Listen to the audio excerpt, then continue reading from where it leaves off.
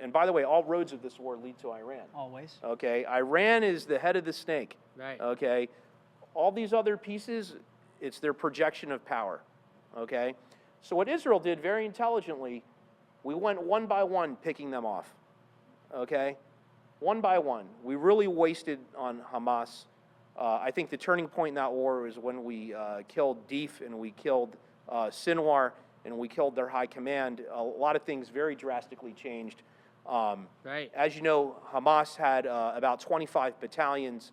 It's about 4 or 5 brigades, maybe 30,000 fighters of trained professional, Right.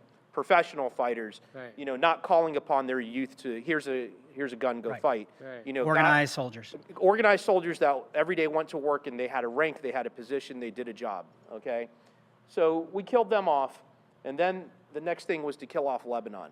And I think the turning point in that, of course, was the Beeper operation, Obviously. hitting Nasrallah and taking out all the missile stores, the missile launchers.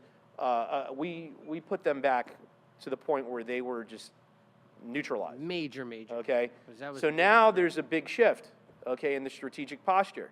Okay, what happened after Hamas and Hezbollah got basically Well, real brought quick, their the knees? Hezbollah, there were a lot more brigades of Hezbollah. Let's Oh, talk big about time. the numbers there, just so you real so quick. Hezbollah had It about was the biggest force near here, absolutely, right? and by the way, the best armed and the best trained. Right. Sure. Okay. Right. It's So important. their strength was about 50,000 active fighters and about another 50,000 reserve fighters. Right. Okay.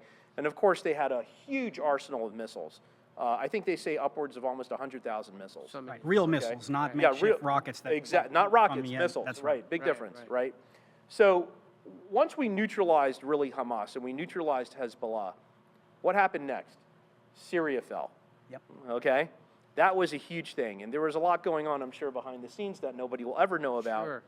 But Syria falling was probably the most important part of all this, in my opinion, okay? Because we can kill them, we can bomb them, but then they can regenerate, Yep. right? Once you cut that resupply route, that's what really cuts them off from Iran, Right. okay? And that was a major problem for Iran because now Iran was exposed. It didn't have its forward fighters to defend it from Israel. Right. Okay, because Iran's protection, if Israel ever hit their nuclear program, then Hezbollah and Hamas would launch a war on them.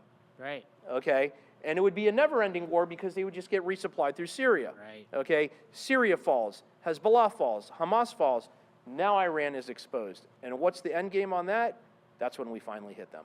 Yep. Right? Right. And the only reason why the Ayatollah is alive is because we let him be alive. That's Exactly. right.